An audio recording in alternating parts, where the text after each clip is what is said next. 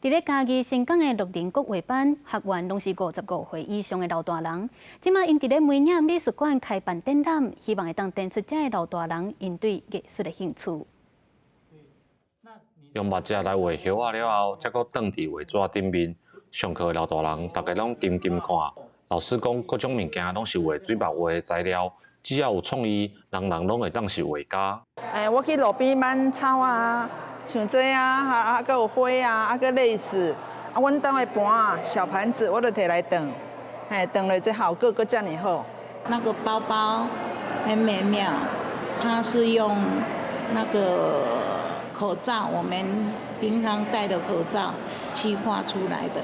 像讲用喷的啦，用印的啦，这呢对阮来讲一种用耍的方法来学，会搁愈欢喜。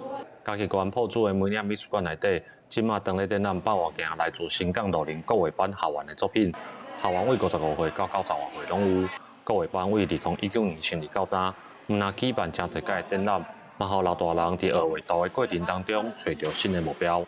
我拢感觉真正欢喜啦，因为每一次的展览拢是推动咱要搁进步的力量啦吼。像阮拄则一个坐轮椅的，因为参与了这个课程吼，伊即摆变足快乐的，足健康的。靠着这个画图的这个疗愈吼，互伊心情慢慢吼，这2、3天安尼慢慢行出迄个伊的心情的这个郁卒啦吼。老师表示，传统的水墨画对技巧、笔法都需要真长时间的学习。